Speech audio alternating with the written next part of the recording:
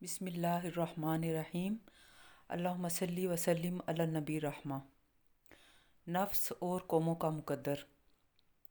سورہ الاعراف آیت نمبر 160 میں ارشاد باری تعالیٰ ہے وَظَلَّلْنَا عَلَيْهِمُ الْغَمَامَ وَأَنزَلْنَا عَلَيْهِمُ الْمَنَّ وَالسَّلْوَىٰ كُلُوا مِن طَيِّبَاتِ مَا رَزَقْنَاكُمْ وَمَا ظَلَمُونَا وَلَٰكِن كَانُوا أَنفُسَهُمْ يَظْلِمُونَ۔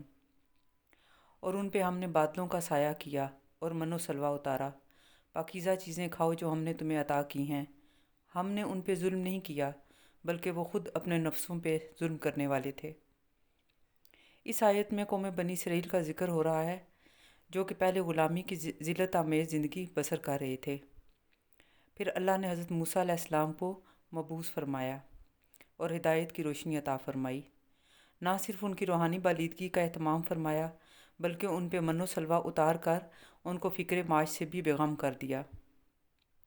کہتے ہیں کہ قوم بنی اسرائیل اللہ تعالیٰ کی بے حد لاڈلی قوم تھی، اس سے زیادہ اہتمام روئے زمین پہ کسی قوم کے لیے نہیں کیا گیا، لیکن وہ اللہ کا شکر ادا کرنے کی بجائے سرکشی اور ناشکری کی روش اختیار کر بیٹھے۔ اللہ کی ہر نعمت میں کیڑے نکالنے لگے، کبھی کہتے کہ من و سلوہ ہر روز کھا کر ہم تنگ آ گئے ہیں، اپنے رب سے کہو کہ ہمارے لیے ہر روز الگ قسم کا کھانا آسمان سے نازل کرے۔ کبھی بچڑے کی پوجا شروع کر دیتے۔ الغرض یہ کہ اللہ کی نعمتوں کی قدر کرنے کی بجائے شکوے شکایتیں کرتے اور اپنے اصل مقصد یعنی نبی کی اطاعت سے دور ہوتے چلے گئے۔ جب اللہ کی نعمتوں کی قدر نہ کی جائے تو نہ صرف یہ کہ وہ چھین لی جاتی ہیں بلکہ دنیا میں ذلت انسان کا مقدر بن جاتی ہے، جبکہ شکر سے نعمتوں کی حفاظت ہوتی ہے بلکہ مزید اضافے کا باعث بنتی ہیں۔ قرآن پاک میں ارشاد باری تعالیٰ ہے وَإِن شَكَرْتُمْ لَأَزِيدَنَّكُمْ، اور اگر تم شکر ادا کرو گے تو ہم مزید عطا کریں گے۔ مجھے لگتا ہے کہ شکر کی مثال سیکورٹی لاک کی مانند ہے جو کہ آپ کے ڈیٹا کی حفاظت کرتا ہے، اسی طرح شکر نعمتوں کی حفاظت کرتا ہے۔ میں جب بھی قوم بنی اسرائیل کے بارے میں پڑھتی ہوں بے حد خوف کا شکار ہو جاتی ہوں کہ خدا نخواستہ ہم بھی ان کی طرح ملعون نہ ہو جائیں اور رہتی دنیا کے لیے باعث عبرت نہ بن جائیں۔ پاکستان کی مثال بھی من و سلوہ سے کم نہیں ہے۔ انتہائی نامساعد حالات میں قائد اعظم علامہ اقبال اور دیگر صاحب کردار لوگوں کی انتھک اور بے لوث کوششوں کے نتیجے میں یہ معجزہ نمودار ہوا اور اللہ نے ہمیں دنیا میں صاحب عزت بنایا اور اسلامی جمہوریہ پاکستان وجود میں آیا۔ ہر قوم کا ایک مزاج اور کردار ہوتا ہے اور بدقسمتی سے ہمارا مزاج اور کردار قوم بنی اسرائیل سے بے حد مماثلت رکھتا ہے۔ نعمت کا شکر ادا نہ کرنا، وسائل کی ناقدری، مسائل کا رونا اور اپنے اصل مقصد حیات کو پس پشت ڈال کر صرف نفس پرستی کے پیچھے بھاگنا، یہ وہ بنیادی عوامل ہیں جو قوم بنی اسرائیل اور ہم پاکستانیوں میں مشترکہ طور پہ پائے جاتے ہیں۔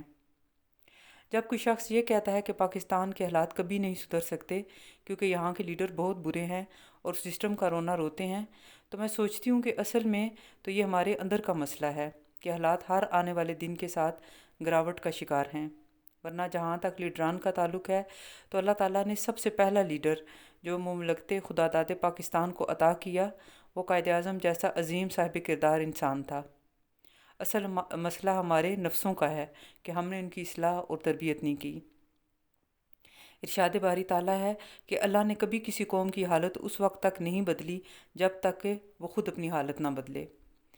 شروع میں نے عرض کیا تھا کہ سورہ الاعراف کی آیت مجھے اندر سے خوفزدہ کر دیتی ہے، اس لیے نہیں کہ میں کوئی صاحب شعور اور بامل عورت ہوں بلکہ بے حد جذباتی ماں ہوں جو ہر حال میں اپنے بچوں کو خوشحال اور آسودہ دیکھنا چاہتی ہے۔